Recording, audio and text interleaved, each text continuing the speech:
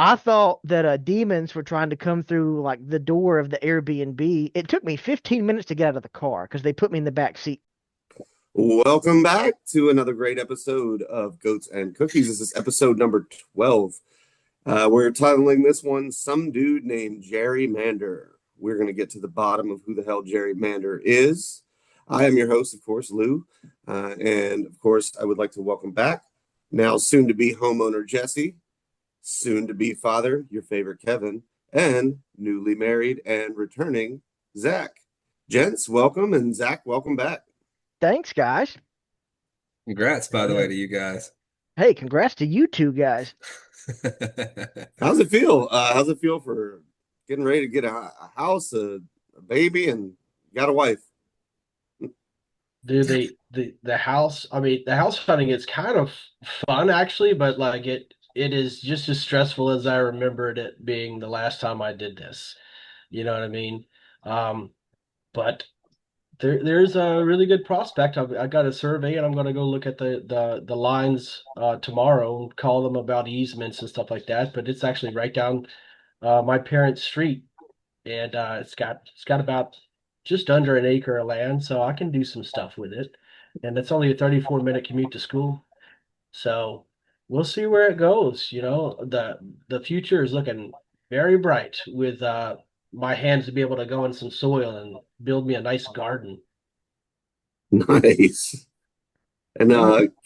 yeah, Kev, how about the you sent that picture of the pregnancy test, and I was like, is he asking us? Is the line like dark enough? No, I was like, that shit's bold, man, because it's a very prominent line. There's no question. I did that I'm shit for COVID, man. I sent like my COVID test. I was like, is that line right? Not comparing, of course, your baby to my COVID. No. I was getting ready to go to work, and my wife took it like 5 minutes before I left the house. So I went and did a shift in the OR, like just with that in my mind the whole time. I'm really excited about it. I'm happy and I'm really pumped. Also, it's like, I made it 42 years. Today's my birthday. And it's like I made it 42 years without having to grow up. So I finally have to, I have a reason to actually be mature now. And I'm pretty old, and that's my biggest worry. I have a great wife. I have a good life that we can provide to the child. And I'm really happy about it. And I have excellent friends, pass on a lot of wisdom to the kids. So pretty happy.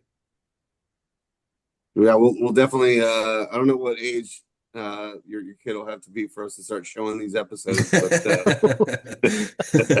Kid won't know. The kid won't we'll know. have to watch them through maybe before make sure. All right, let's maybe we edit out some stuff, but yeah. So how about you, Zach? How's married life treating you here? What is it? You Some know, about a month so far, or a few weeks, yeah, right? well, put 2 weeks. 2 weeks is a yesterday. So still in the honeymoon phase. But nah, man, it's the same to an extent. We live together, but it's official now. So I get to wear a ring out in public. But when you said, Jesse's got a house, Kevin's got a kid, I just got married, the thought popped in my head. The three of us are living the American dream in this un-American nightmare. And that's kind of the shocking reality of, where we are today. Which I'm pumped for the boys, but also what does the future mean for us? Like what does it mean going forward with a wife now in this hellscape to an extent of the United States compared to what I was raised on versus what you guys grew up in and served for. I have hope, but I also, like the rest of us, have worries. But that's for later. But it's awesome, man. You kidding me? I got a great wife. She's killer. She's stunning. I got to send you guys the wedding photographs. They are hilarious to an extent, and they're beautiful, but there's some of them that are just so outrageous. But it was a wonderful day. I know you guys were there in spirit. But man, I can't wait for you guys to meet her because we're planning to come out west, hopefully sometime this fall, and Yay. visit Kevin, visit a couple of Vietnam vets I've got on the West Coast too while they're still here, so she can meet them because she's known all of you guys loosely through watching the videos, but never really interacted. And I want her to meet my friends, so that's that. I'll stop rambling. Excellent. Are Yeah, you I gonna always have to? feel. Oh, go ahead. I'll just say you don't have to come to Tennessee because as soon as I have a breathing moment, I do plan on coordinate with you coming to North Carolina. Especially after I move all my shit out of storage. I'm gonna find that book I told you about, and I'm just gonna bring it to you. I'm not gonna mail it, buddy. Hell yeah. Well, we'll say this now, like so because we've got, homes and marriage and fatherhood and all that, we talked about the American dream a lot last episode, and we're gonna kind of continue and dive into that a little bit. But first, Zach, we've been a bunch of illiterates the past few episodes. Have you got a new book for us today? The book I got for you today is Hey. I, Hey, we I, said we said what he do, Robert Downey Jr. I'm just a dude playing a dude, just playing another dude. This book right here, it's called Sound like Iron. Mr. T. It's called Iron Sights in a Truly Evil Place. This just released. This is a limited release by an author that's written a couple of books about Marines in Vietnam. I don't know if Dean served in Vietnam, but I know that he enlisted in 1961 or two. So he is definitely a Vietnam era Marine. But this book is all about Company E, 2nd Battalion, 28th Marines, their foundation, and their eventual fight on Iwo Jima.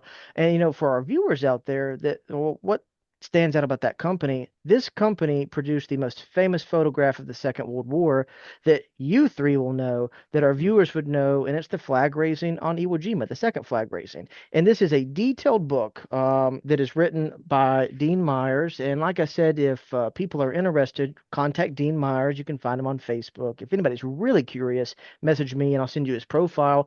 But it details, their 36 days on the island. But also, what's really cool, he has photographs and narratives for each Marine that served with that company on the island and their fate.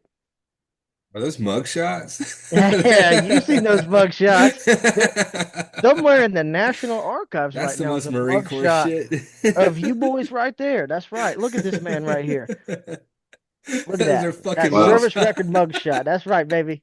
There That's you go. awesome. Dude, could we start like they got those wine bottles, right? With like the most wanted people and stuff, man. You could do something like that with Bro, that's Some a good little idea. playing cards. Playing grizzled cards, veteran. What do you grizzled call it? veteran winery. Yeah, I will The grizzled first find veteran wine. I'll the find first my bottle you mugshot and send release it. is the sea wash. You got to release the Oh first yeah. bottles into the duck. Oh, Ah. bro, I know the cat, bro. I love it. uh All right. Well, y'all make sure you go check out that book. Uh, so jumping in, as you guys can tell from our headline today, we are discussing some dude named Gerry Mander. Who is he? What does he do? Who is your daddy and what does he do? What's all the fuss about him recently? What's all the fuss? Let's get started with the who. Can somebody tell us all who the hell Gerry Mander is, or better yet, what is he? yeah, I'll take it if no one else wants to go first. I'll jump in and say there's a man named Elbridge Gerry, which has to be one of the worst fucking names I've ever heard in my life. And he's from Marblehead, Massachusetts, which is one of, or I'm sorry, is that may be Maine. It's one of the worst names of a place. So Elbridge Gerry from Marblehead. In 1812, he restructured a district that looked like a salamander. And that is where gerrymandering came from, because Elbridge Gerry and salamander. Absolutely ridiculous. That's who he is. It's a really ugly name, and he's a really ugly person. I have a photo of him. I'll pop up in a little bit. He looks like a pervert, and he's one of my least favorite founding fathers. Terrible vice president, terrible dude, for obvious reasons. We wouldn't be doing this episode otherwise. Zach, Jesse, got anything to add? I mean, he's from Massachusetts, but I mean, it starts with him. I mean, it's 1812, because I used to teach this to my AP Gov students, because what's really cool, and the reason I bring this up is people are always stating, well, our teachers aren't instructing our kids. And it's like, actually, we are. Those of us that care anyways. And when I taught AP Gov, this is, federal wide because AP Gov is advanced placement government and politics. In theory, it's supposed to be taught the same way in all classrooms across the United States. And there is a whole chapter dedicated to gerrymandering. And several states are brought up. The one that I have been born and raised in is one of the most notorious offenders of gerrymandering. And we hate Mm. that bitch in the state of North Carolina. But it goes back to 1812, and Kevin hit the nail on the head, and it starts in Massachusetts. But, gerrymandering has been a political problem for over 200 years that has just continuously gotten worse and worse. And we do hate that bitch called gerrymander, because it really gives on that viewpoint for a lot of Americans that have looked into voting is, does my vote really count if gerrymandering's in play? And Jesse, you had talked about this, and we're gonna got a question later on, and we're gonna dive more into this about the 1/3 of Americans that don't vote. I think there's always that talk of like America is split in half. America is actually more of a weird shaped pie where it's split into thirds. So, you got anything to add on that one, Jesse? Um, well, notably, he was the vice president under James Madison. Just a couple tidbits of history, not one of our greatest presidents either, but still, both of them were actually founding fathers in that political discourse and the forming of this great republic. What I find kind of hilarious and um, interesting is his political affiliation was a Democratic Republican. So I'm just like, these days, it's like you're one or the other. Which are you, bud? And I guess that begins his identity crisis right there. So I mean, he's just proven that there's two sides of the same coin, right? Well, now that we've established who Gerry Mander is, that is a real person and not a real person. Though I'm pretty sure Lindsey Graham would want old Gerry Mander to stop on by. Uh, what what See what his is ladybugs. what is and again, I'm not saying that for sure that he would want that. I'm just assuming. What's some of the history of gerrymandering in this country, and what does the Constitution have to say about it?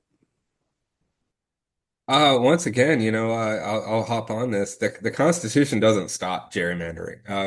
It hands election power to the states and trusts people in power to play fair, which they don't. History has taught us time and time again that they do not.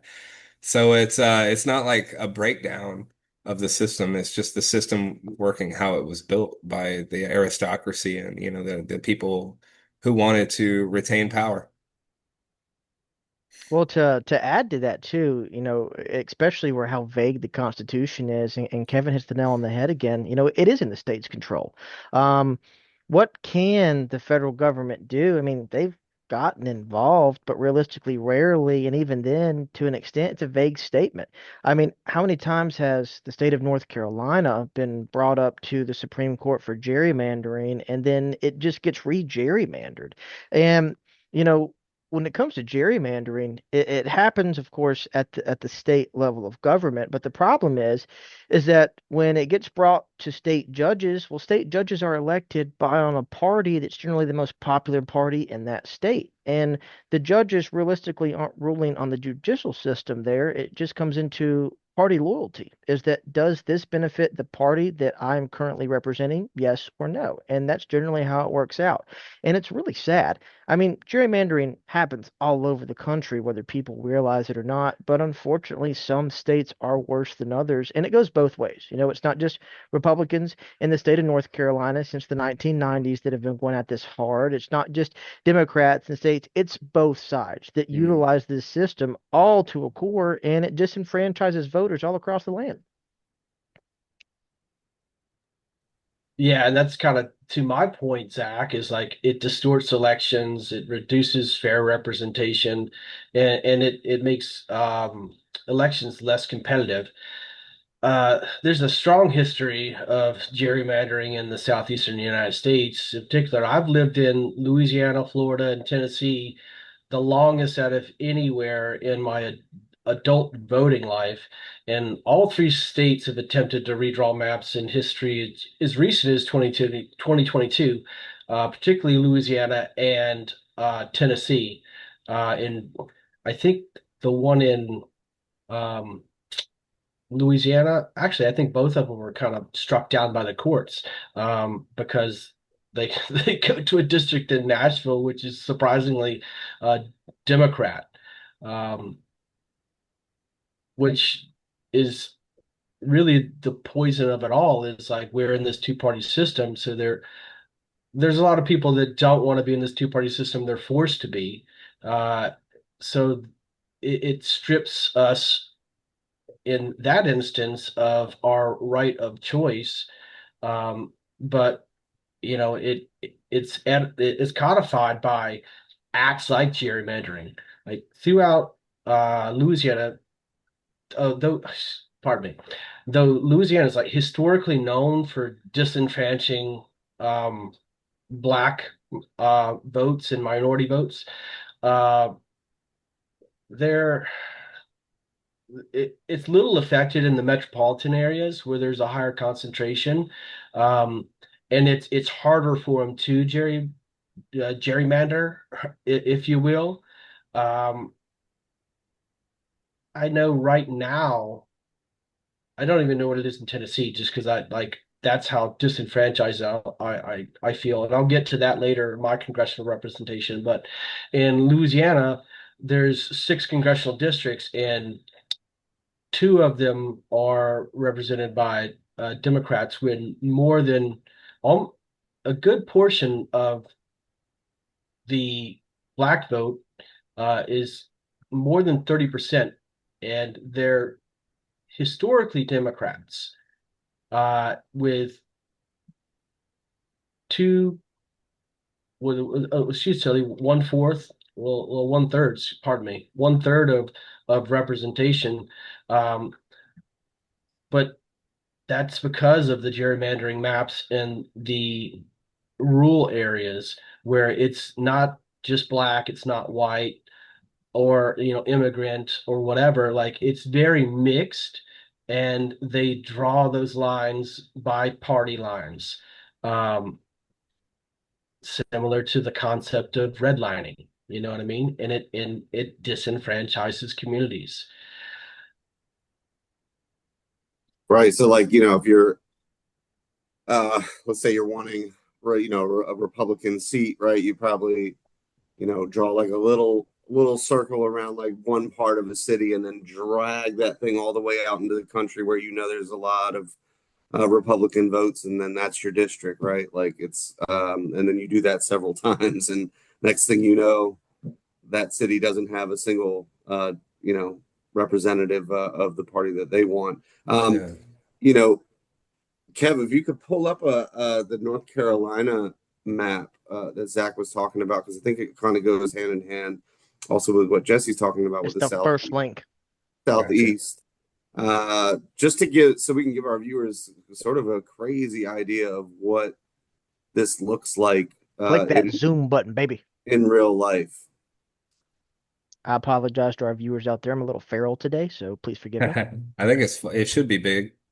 That's That Yeah, that's fine, but like as soon as Zach sent this link, I looked at it, I laughed because I'm like, that Uh, is just absolute gerrymandering right there. There's no Look at freaking Asheville. possible, Look at Asheville. yeah, there's no Yeah. possible way that like the this could be accurate representation.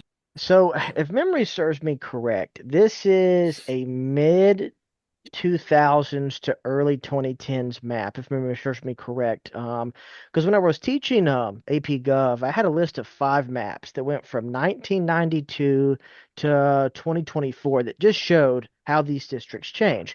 And, I always show it to kids because, if you're a 16-year-old and you see a map like this, you're like, what the fuck? Like, this makes no sense. And you just got to explain the different colors and what they mean. Like, some of these districts make sense. Okay. to an extent ish. Some of them sort of do. But I always tell my students, what is the most shocking district to you? Because they're all gerrymandered in their own way. And it's like, take District 12, for example. And if anybody knows anything about living in North Carolina, Greensboro, which is the upper part of District 12, and Charlotte are not remotely close to one another by no capacities. So, District 12 is an example of what we call racial gerrymandering.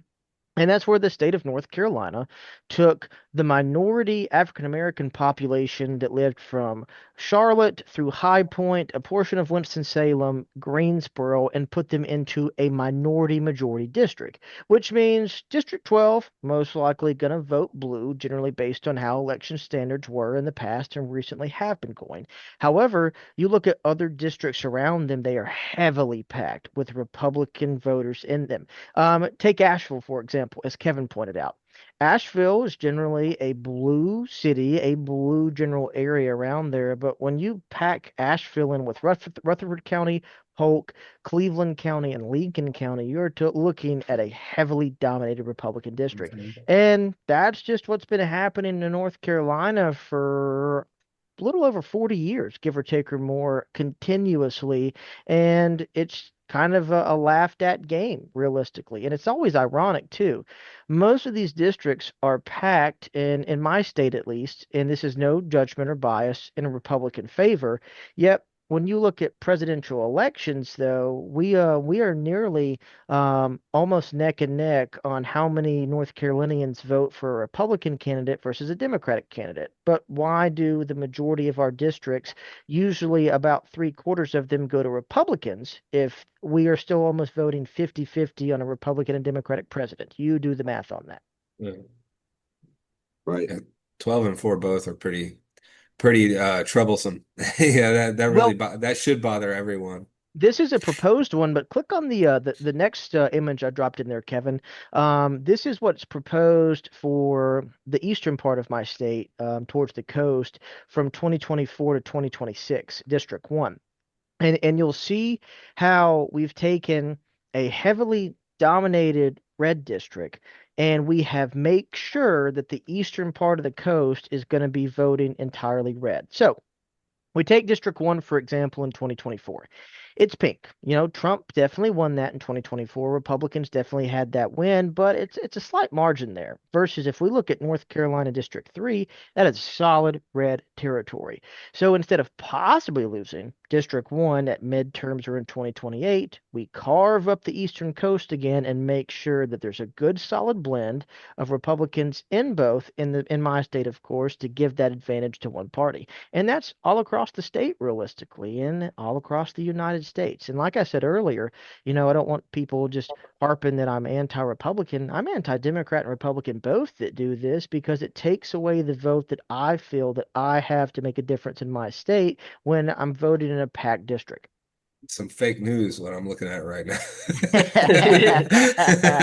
Yeah, well, this is what they call creating a safe seat.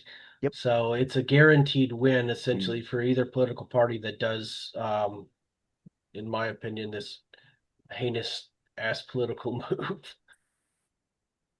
And we could bring up all sorts of maps for the states that you guys live in and anybody that's done remote research on. But, since the Vietnam War, trust in the United States government has dropped, and it has continued to increase drastically. And this is one of those factors, is that if it comes to voting in my local elections for, county officials, for hometown officials, or at the state level, if I don't feel like I have a fair vote, why in the hell would I trust my government if I know they're already carving up my districts to benefit the party that's currently in control? That takes away power from the people. And, in high school, I was always educated that power is to the people.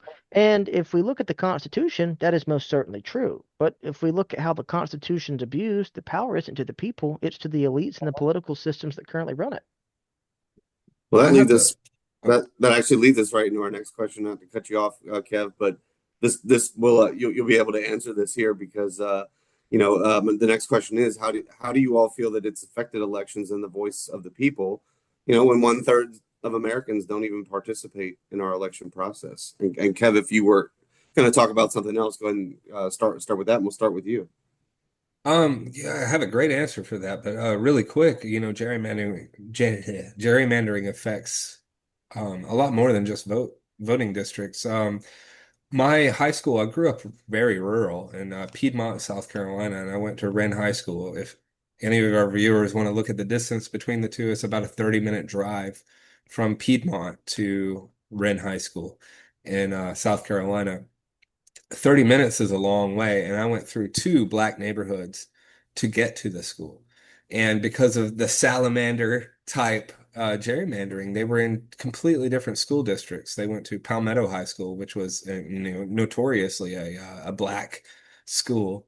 They fucked us up in football every year because I mean they're just huge guys, they would just destroy all us little white guys because I had two black dudes in my entire graduating class of over 500 people.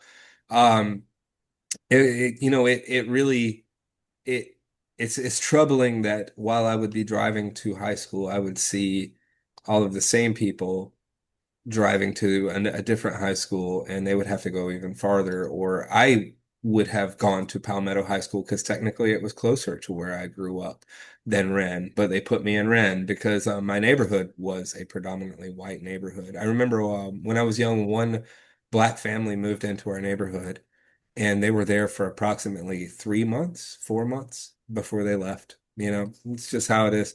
Right now, even in 2026, there's one black family who lives in that neighborhood, and it's because they're a sheriff's deputy. It's plain and simple. It is what it is, and it's a very it's reality for a lot of people, and to this day. So as far as the elections and people not voting, a lot of people say like Americans are apathetic when it comes to the elections, and I'll say a lot of people aren't stupid, but a lot of people a lot of people are. A lot of people don't realize what we're talking about right now, and they refuse to acknowledge it. And that is why the politicians pick their voters. They pick these voters, and our vote stops meaning anything, and a lot of people, that disenfranchises them, as both Jesse and Zach have pointed out. So like I would say a third, I think it's a third of the country doesn't vote, and it's not laziness, it's just people recognizing a rigged game, so to speak. They see what they say, what's the point? They're never going to make more than 30, $40,000 a year, and they're raising kids and trying to raise, like keep a household together. Um, we can't really, like, you can't preach democracy while pre-deciding outcomes of elections. It's disgusting, and it's never going to work. So what you're saying is President Trump is correct when he says the elections are rigged. Yeah. Yeah. Yeah, for different reasons. I'm Right. saying it because I don't have Well, Elon Musk in my pocket. well, to that, I mean, they're rigged when he wins and they're rigged when he loses. So I Yeah. mean, what he said. So, Yeah. um, Zach, Jesse, you got anything to add on this? I mean, what can we do here?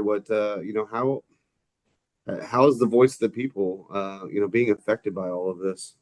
My my initial thoughts on it and like are pretty pessimistic. If people feel disenfranchised and they feel like, you know, well, one third of the country is just not voting. I mean, that speaks a lot. They feel like they don't have a voice, so they're simply just not going to participate. And I'll keep it short with, I was in school with this guy, and he's 20 years old, and I asked him about some politics, like, and not left or right, just general what's happening in America and like how do you feel about it? And he's like, I don't vote. I'm like, well, why not? Because I'm someone who pays attention to, yeah, I have a beat on what's going on in Washington at all points because of these skeezy sons of bitches. But that's just exactly his point is like they're skeezy sons of bitches, and there's nothing that I can do that is going to change the outcome of my life right now outside of finish this technical school. But I really don't have a say in government, so why am I going to pay attention to it? Because it doesn't affect my my everyday, as in like trying to pay rent. Do I have enough money for food? Shit, can I fill my gas tank up to make it to school and work? That's what they're focused on. They're not focused on Washington politics because they feel I don't want to overuse this word. They feel disenfranchised. Like their voice and their vote doesn't matter. So why the fuck would you participate? It's wasted energy when that energy could be put to surviving, or maybe just trying to get a little above surviving, where you're just comfortable, but you're one bad accident or medical bill away from bankruptcy. So that's kind of where I sit with that. Amen. My best friend since middle school. I'm one of those very fortunate people. I've been able to hold on to my two closest friends since the eighth grade. That's pretty rare. And the three of us talk politics pretty regularly when we get together. And it's really cool because all three of us have taken different paths. All three of us have different paths politically, and we view each other as people and respect our opinions like we should as Americans. Not unfortunately how we see a lot of things today. But my point, my best friend and I were talking, I guess about 2 weeks ago on the phone, and it was brought up about voting. And politically, when it comes to our ideology of where we lean on a political spectrum, he leans more right than I do. I lean more left than he does. But he also recognizes when a Republican is full of shit, when a Democrat's full of shit. He actually takes the time to educate himself. And he told me, he said, brother, he said, I don't think I'm going to vote in 2028. He said, it's a rigged system. He said, these candidates are all bought. He said, it doesn't matter. And he said, I really think I've lost my faith in the American system. And I was like, damn, that's tough. Like, he's a hardworking guy for UPS. He educates himself about what's happening politically. And if he's lost faith in this, he's just one of how many millions of us that are in that same boat where we want to do better. We want to bring in the best candidate, regardless if it's a Democrat, a Republican, independent, a socialist, a libertarian. As long as they're going to do a job that's for America, that should be what matters the most, not for any other country, etc. there, but for us as the American citizens. And unfortunately, he's lost that faith. And that's where we're headed is good American voters, good educated folks like ourselves are stepping away from the political game, are stepping away from the will to vote. And like Kevin pointed out earlier, the people that the Democrats and Republicans in power want to vote are picking up where we're leaving out. And that's putting us in a more dangerous place than we've ever been before. Yeah, Yeah. and it's interesting. I think there is a historical fact that when, and again, we're shitting. I think we're shitting a little bit on Republicans. I mean, Democrats don't do a good job at winning, so I think fuck them too. In general, but typically when voter turnout is low, the Republican Party wins, and when the voter turnout is high, the Democrats typically win. And I think a lot of that has to do with obviously the cities. If even with gerrymandering, say if Asheville shows up, and gets 100% of the vote in, it's probably if they're going 80% Democrat, it's probably going to wash out every bit of that rural vote that's connected in their district. So I think it's a little interesting. Kev, did you have something else that you wanted to add? I Yeah, saw you. I would say to all these people who are not voting, what I meet a lot of people who say exactly what Zach was pointing out about not voting, and just there's no point because of the game system and the two-party system that fucks us all. I will point out that if a third party gets 5% of the vote, they get federal funding for the next election cycle, which brings them up from a grassroots, like just movement, to an actual political party. If they get 15% of the vote, then they are mandatorily put in the next debates. If you feel like your vote's not going to mean anything, just give it to a third party, whether it's libertarians, whether it's Green Party, whether it's democratic socialism. Just give your vote to something that can break the fucking the shitty ass two-party system.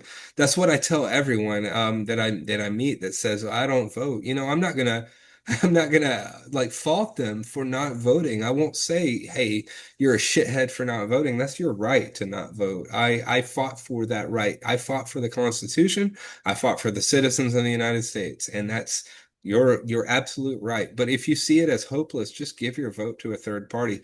Find out which one is ahead, and just vote for them. That's all I had. Yeah, and I think Proofs on the I'll, internet. I'll proofs just on the internet. yeah, Go ahead, Jesse. I'll just add in the last two presidential elections, uh, I voted for third party Hmm. and both women, Same. just because they were our best option. You know Hmm. what I mean? Not only that, like both of them had like doctorates. I don't I haven't seen any presidential candidate that has won a presidential election or even run for presidential election on the Republican or the Democratic side of the two-party system that has had an, a doctorate.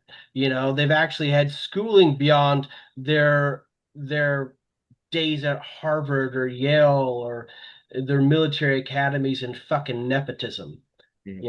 So that's to Kevin's point is like we have to break the system somehow. Yeah, and Jesse, you had said, talked about disenfranchising and overusing the word, but I think it disenfranchise is the word of the day, so I don't think we can overuse it in this episode. Jumping into the next question, what's each of your opinions on the current fight for power, control, and as they might say, balance in states like Texas and Virginia that's happening right now? Jesse, we can start with you. Um, I think this is the most obvious example of gerrymandering that has been in recent memory and history. Uh, but I mean, people are going to be disenfranchised by this political like process. Like, and being represented accurately is a cornerstone of our republic. You know what I mean? Like, there's nothing about gerrymandering in the Constitution, but representation is, you know? Uh, Trump literally said, like, we need 5 seats. Texas, get me 5 seats. Uh, so, I mean, this started a whole new gerrymandering pissing match that I find kind of funny to watch, but like it's sad that we're at this point, like I know we've been here historically a number of times over our history, but it was fun to see it blow up in their face this time, particularly in California. And I really haven't got a beat on what's going on in Virginia, but last time I saw it wasn't good for the Republicans. But I mean, if you play stupid games, you win stupid prizes. Right. Well, just to kind of lay out kind of what's happening too, in Texas, obviously they're using gerrymandering to get those 5 seats, to redraw the lines to ensure that Republicans gain some seats in the House. And what's happening then and Texas is largely a Republican controlled state government, and then in the Commonwealth slash state government of Virginia, they're counteracting that with a Democratic run legislature that is going to, and they've said it, temporarily redraw the lines to basically take those seats back. So it's a pissing match between the two, and then you've got I don't know. I don't want to interject too much on my opinion because I'm here for the three of you two. So if anyone's got anything to say about that aspect, go and jump in. Jesse, we can stick with you, or Zach, Kev, if you want to jump in, go for it. I'll go on with it. I'm glad that California wasn't brought up in this because we actually voted to redistrict instead of just doing it. Uh, so yeah, I mean, you could call it gerrymandering if you want, but definitionally, it's not gerrymandering. We voted. The people voted. My bad. No, no, no, no, no. It's all good. A lot of people would call it gerrymandering. A lot of people said it was unfair. And I'm pretty sure in Texas it was ruled unconstitutional what they did. But with Texas and Virginia, it's really not about balance, it's about control. Both parties absolutely do this, and whoever's holding the pen just draws the map to stay in power. And it's not representation. It's just, I guess you could say it's engineering the outcome. And the people that are stuck in those districts are just an afterthought. They're a pawn. For Virginia, they are voting for it April 21st as we talk about this. Fuck yeah. But the Democrats are throwing a lot into this. They've had former President Barack Obama on nonstop on commercials. Virginia, it's time for you to take back your right to vote. So, you're right and bring your voice back. Zach, message Barack So Obama and see if he'll come on the show. Bet. we get him, especially with my little impression. I met him when I was in high school. That's a true Oh, story. wow. Yeah. Yeah. Not for now, but yeah, I did. I met John Kerry. Go ahead, Zach.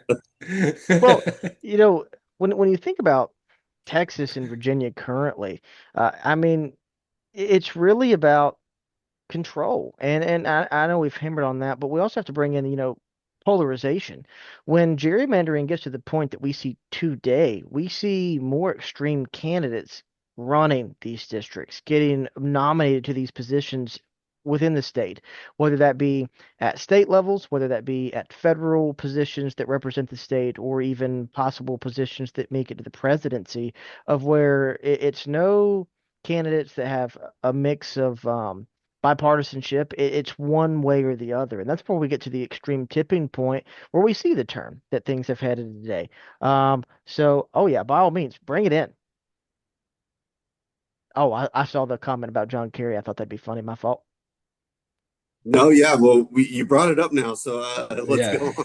Viewers can't see the chat, So Kev, you but met John Kerry, right? And then Jesse, yeah. you've got a funny story about John Kerry. And I know that was that you were throwing out John Kerry as a juxtaposition to meeting Barack Obama. Yeah. So, so Kev, when did you meet John Kerry? John, And John Kerry, by the way, for everyone, ran for president in 2004 and failed yeah. miserably. I met him in 2004 when he failed miserably. He was making his rounds, and it was while I was stationed at Camp Lejeune. I'm pretty sure it was in Wilmington, but it may have been elsewhere. He was doing his political rallies, and I was out getting drunk. And yeah, I mean, I went up and shook his hand. There wasn't much more to the story than me just being pissed drunk. But at the time, I was a dumb little young man, and I wish I could have just like given him a fucking earful and had some righteous story to share with you right now. But I was a young dude. There wasn't much I could do. And I was still beholden to the values and core values of the Marine Corps. So Well, to add on to that, while Jesse decides if he wants to air this story, um, I met Barack Obama my senior year of high school, and this is 2011. So this is when he's running for his reelection in 2012, and he's hitting up, parts of the rural South that he didn't win, and for some reason he decided to come to my high school, and being from rural North Carolina, growing up in just a heavily conservative area, I had the mindset that I was anti-Barack Obama because that's what I grew up in. But I played football, and he was visiting during football season. So if we got tickets to see Barack Obama, we didn't have to go to practice, which means I didn't have to run and do condition.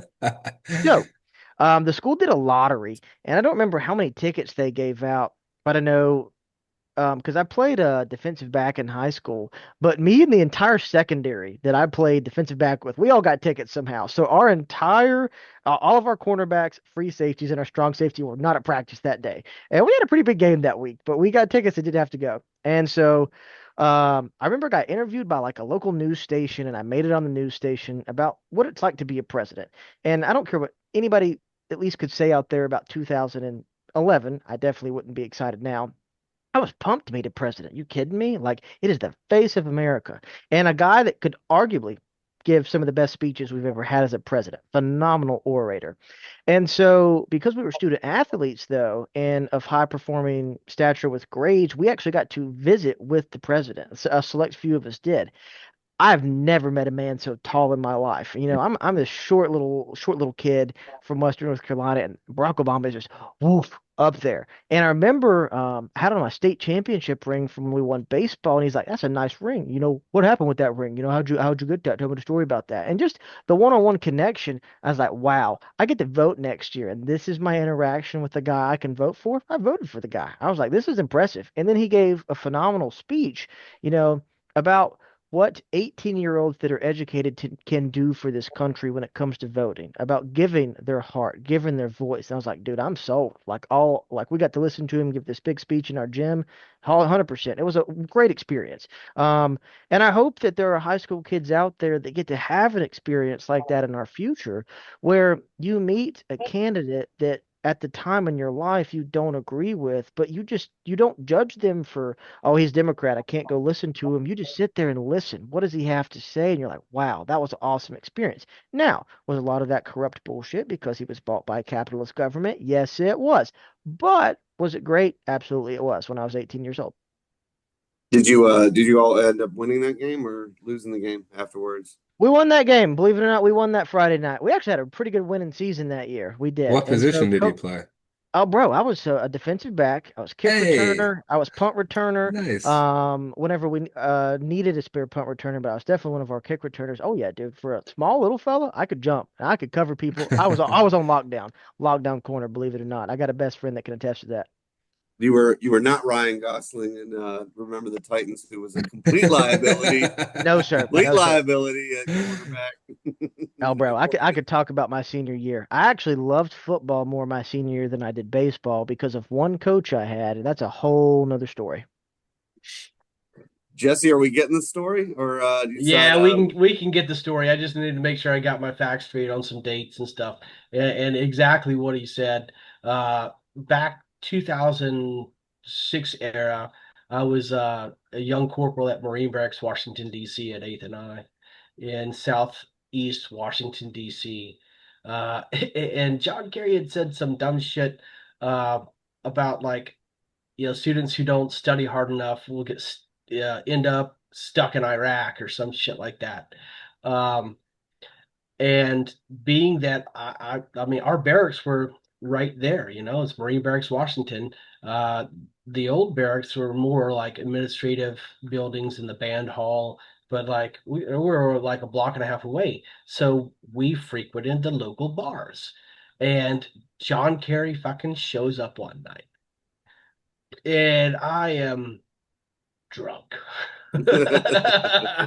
And I, I'd say something to the effect, because I kind of like John Kerry, like, hey, we don't take it to heart, like we understand it's a misspoke, but like we forgive you. Which a corporal in the Marine Corps should not be talking The to candidate. a fucking representative of the United States Congress like this. But I fucking was. Corporals are the backbone. I I gave him a challenge coin I had on me. Which Challenge I you, know, sir. which I know he already fucking had one, but like whatever. It was just the gesture, and he ended up buying every Marine in the bar a freaking a shot. It's like, sorry for what I said, guys. You are That's my smart. that's my John Kerry story. Damn, that Nice. turned out better than I was anticipating. Yeah. Good for you, dude. How many Purple Hearts did he have? Like four? Three? Three or Three. four, I Three. think. Yeah, three or four. Yeah. Yeah. But yeah, I expected to get my ass chewed the next day or two, and it never happened. So like he didn't come back to the command. I bet he still has that fucking coin. I John would I Kerry, would if you're remember that listening, we'd love forever. to have you on. Yeah, John Kerry, come on the show. Also sponsor us. Be nice. All right, jumping back into our little buddy Gerry Mander.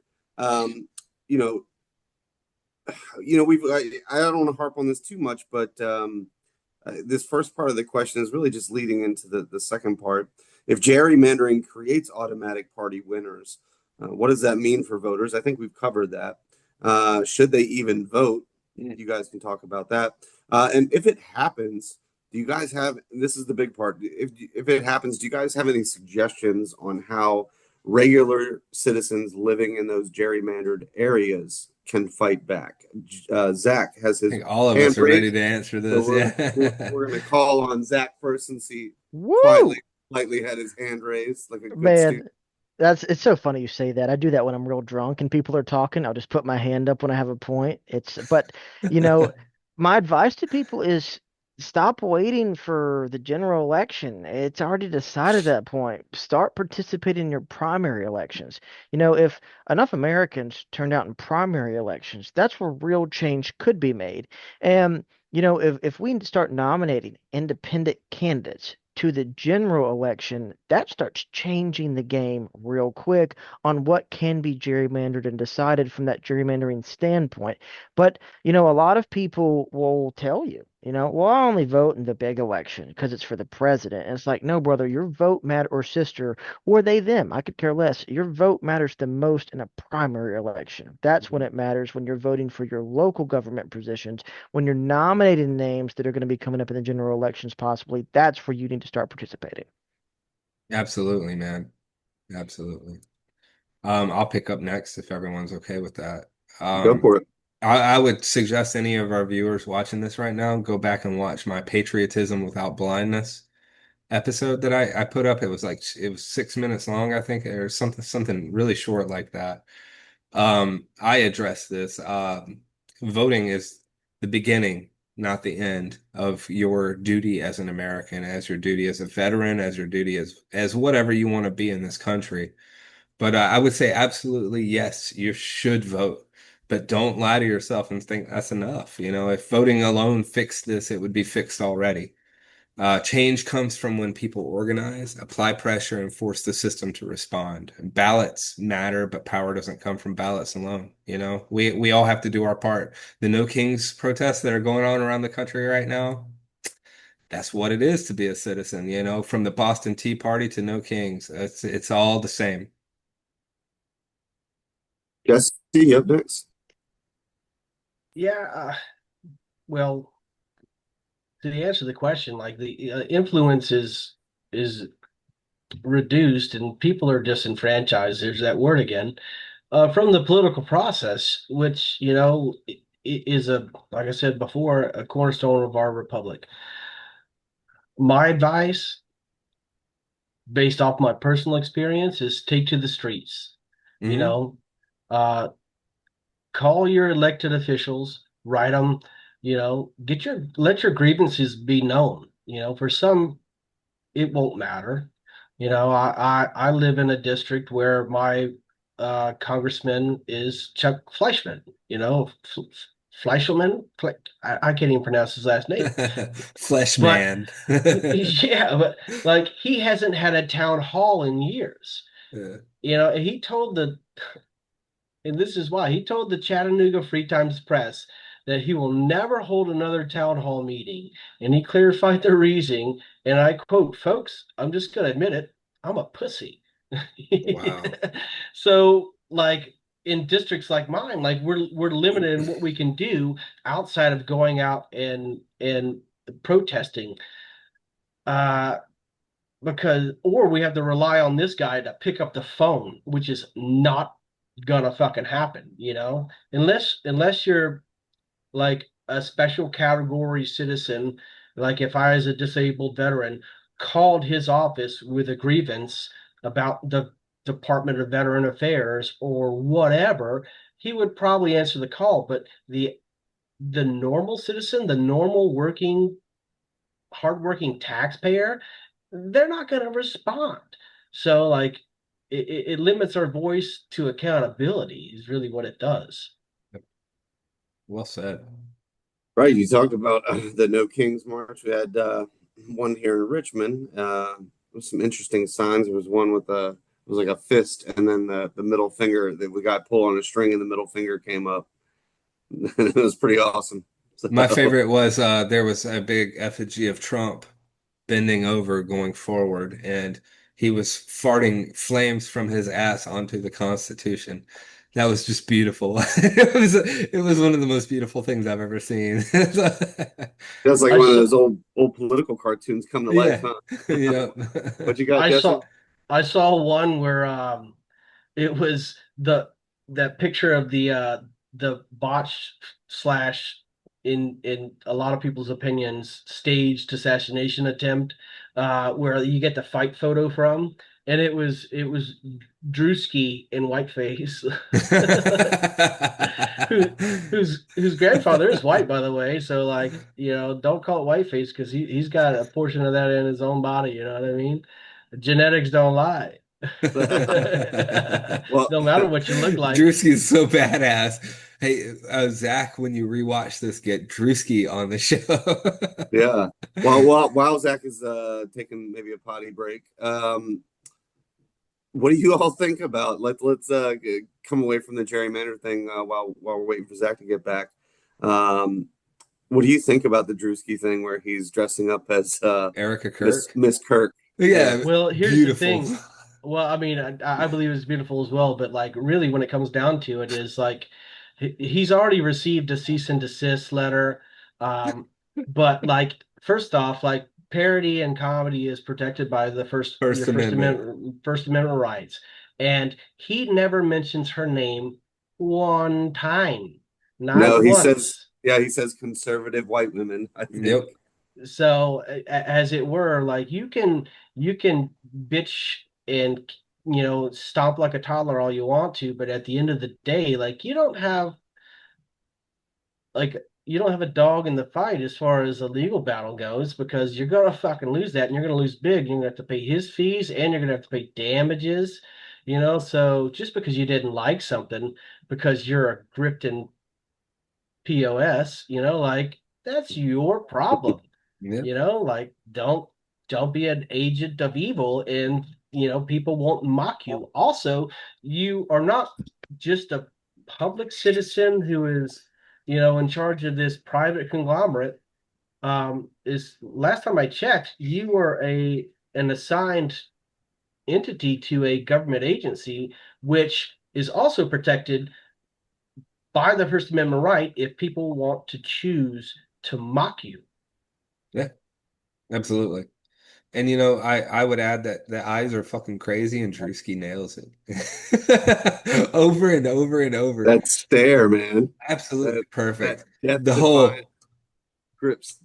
I can't even open my eyes as wide that wide. I don't What's know he how do? he All I does right. did it. see I did see an updated meme where like with the tier list, like tier wipes, they were Yeah, like yeah. $100 bills. Well, you gotta have the bling rings on too. Yeah. Yeah. You Oh, can't they do it were without there. that. Yeah, yeah. Perfect. Our Absolutely perfect. our Afro God Man and is Brewski 2028. yep, He's a vengeful God. is a vengeful God. I can't do it. I have white eyes and I can't do it near as well You as got to he get some can. eyeliner That's I what I'm guess. talking about. Yeah, on. yeah. Fucking beautiful videos. I mean, every single one that's come out, I applaud. They are hilarious. They pick up the right points, every single time that um conservative white woman has come out with a video, like it's always like some very generic phrase and then some Shabbat Shalom at the end and then praise Jesus. I'm not going to go into conspiracy theory here because there is none. It's fucking fact. Yeah, at this Oh, point, like why are we even beating around the bush? This is a grift. It's a total grift and it's eating people up. My family, for example, the people I don't talk to, they love this shit. When I was arguing everything that's going on with them, they would always come out like, I just want to protect my kids and practice my religion. And it's like, who the fuck is fighting that?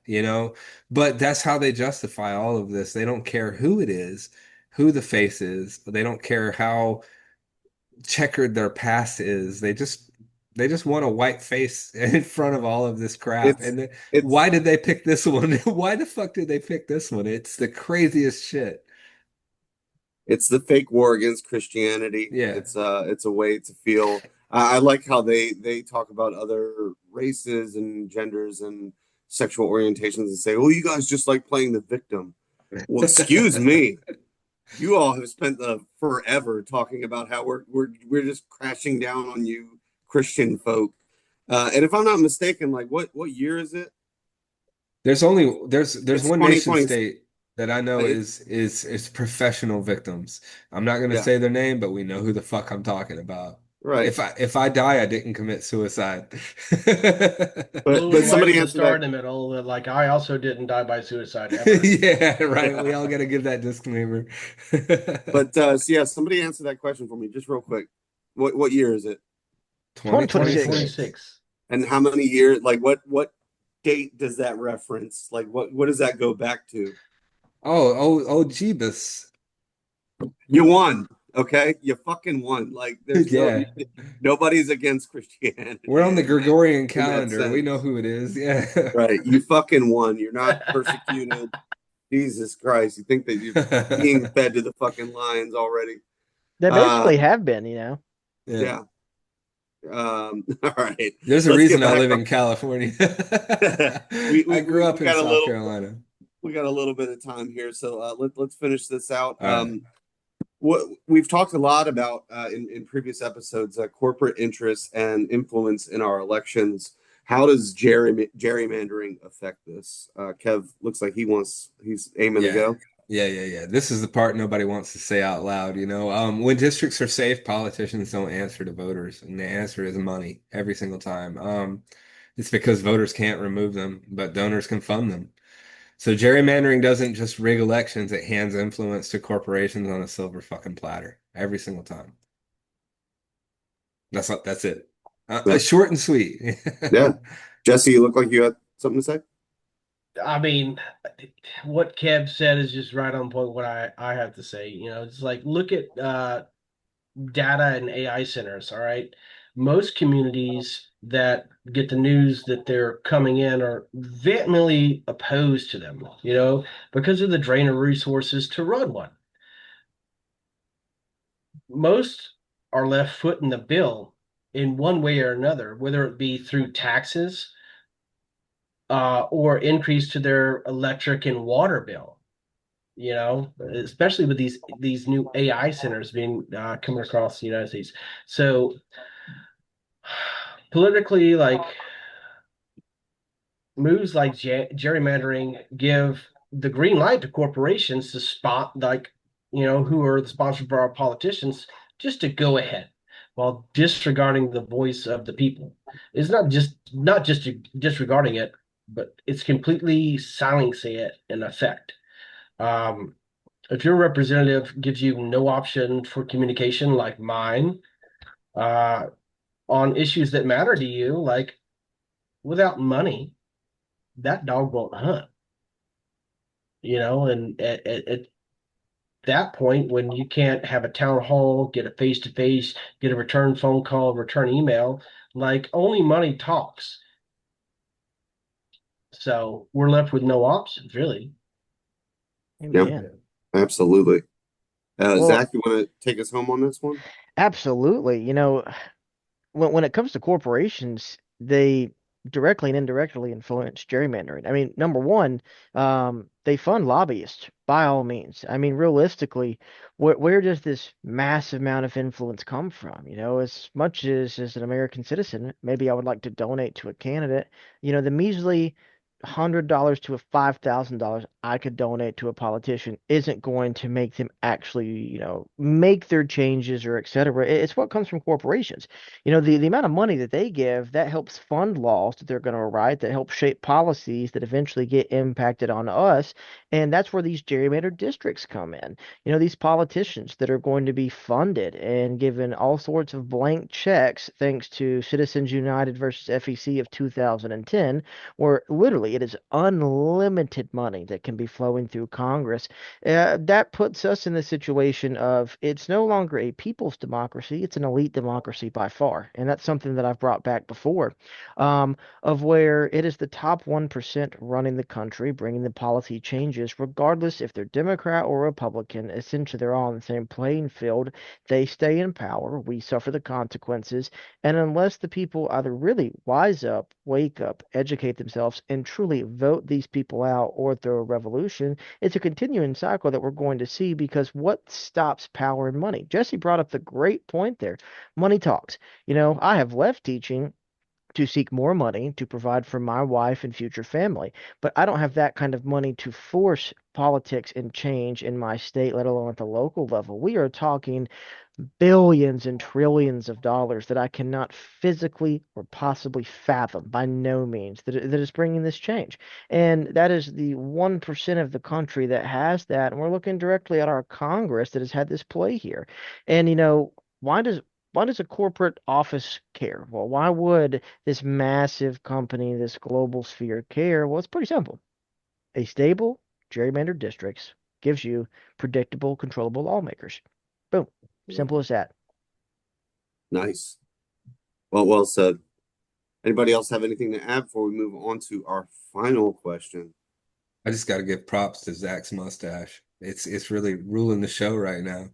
Oh, dang. That's hurtful. I'll remember No, that. no, man, no, no. No, It's not bad. That's not negative whatsoever. it That's the is its problem own with your character. generation. That's the problem with your damn generation is everything is taken as an insult. Come Oh, on. man. Millennials aren't hurtful whatsoever. We're too soft for that, man. We got Hell no, avocado baby. toast and I can't say what I'm going to say because we're going to put this out there about my mustache and I'll leave it at that.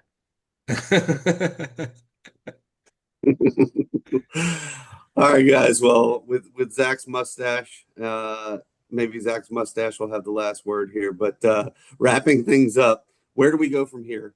How can citizens demand that our voices actually be heard, and not just as some slogan or talking point? We talked about, um, a talk. We talked about voting in primaries and things like that, but what can we do? How can we get in getting out on the street? But you guys got anything else to add on that? yeah, if you guys don't mind, once again, because I'm kind of buzzed up, I'll take the lead on this. I personally took an oath to the Constitution, but being honest about what we're actually defending here, if the system lets politicians choose their voters, limits real competition and amplifies money over people every single time, then the fight isn't just to protect democracy, it's to actually make it real. Amen. I to pick off of that to make it real, the to take this home, 2 points stand out to me. And one, that's system reform. I would love to see a change where we truthfully just turn things over. Stop voting Republicans and Democrats in and start voting independent candidates in, regardless of what party they belong to. But damn, give them a chance. Hmm. Let's see if we can flip this system. But the second point, and this is to my best friend out there, I love you, homie, but keep voting. Don't let this system of negativity that we do see and this feeling of, well, it doesn't matter, really sit in your brain. Get out there and vote. Prove them that your vote does matter. Actually make the changes that you want to see in your hometowns, in your counties, in your districts by continuing to show out. As Kevin pointed out earlier, that 5% votes that goes to an independent candidate, that does matter. Keep voting because realistically, at some point, that will make a difference. That can bring change. And if we can't do any of that, then by all means, I'm all down for a good revolution. I've read about them, I've never been in one. I'm all game if people are game. Just tell me where to go.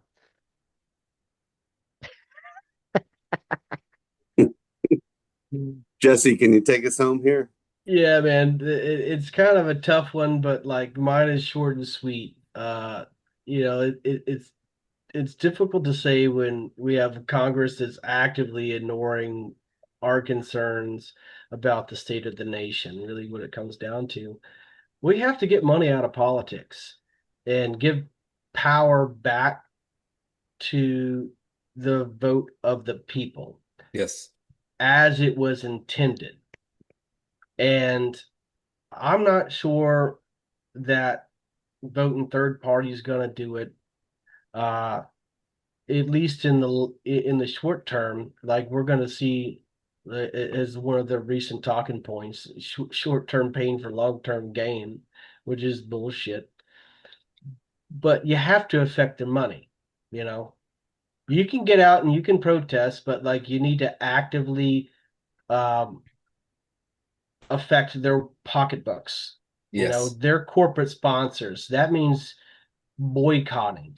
That means getting Yes. out of your comfort zone of where you've been because they've kept you distracted by Netflix and Hulu and Starbucks and start learning how to do these things on your own. Make craft coffee at home, like and the avocado toast that the boomers like to fucking talk about that we love. You can make that delicious meal at home, and you don't have to pay some craft, multi-billion-dollar corporation to make it for you to add some solace to your day of shit in this capitalist hellhole. You know what I mean? So, um, be conscious about your spending is what I'm really saying, because it will affect political change as we move forward. Excellent. Yeah, I mean, you look at I'm just bringing up an example, the change of the Washington Redskins to the Washington Commanders. The owner of the team, Dan Snyder, for the longest time was, I will never change the name. The name will never change. Then 2020 happens and sponsors start dropping out. Guess what? That name changed overnight. And you know, it just shows once their little sponsors once the pocketbook and the wallet start taking a hit, some change will happen, as Jesse said. So, guys, great episodes. Does anyone have anything else to add to this wonderful topic? We've discovered who the hell Gerry Mander is. What was that? I don't know what the fuck that was. Is that your mustache? Yes, my mustache. We make chicken noises. We like to sound like a cock, so that's what we're doing here. That would be Nice. Scout making his introduction per usual. Okay, welcome, Scout. Scout with the final word. Scout said, I speak dog, so I'll translate it. It said, Gerrymander, fuck you. We found out who you are. We don't like you. We need you to get the fuck out of the country. So, anyways, guys, Jesse, Zach, Kevin, as always, it's been a pleasure. Thank you for your insight and all your knowledge and your research on this topic. We will be back for the next episode. We don't necessarily haven't tied down a topic yet, but as you all know, it will be interesting as always. So until then, like, share, subscribe, hit the notification bell so that you can get all the notifications for updates on new content from Goats and Cookies. And this podcast, for now, is out. Thanks, Elbridge.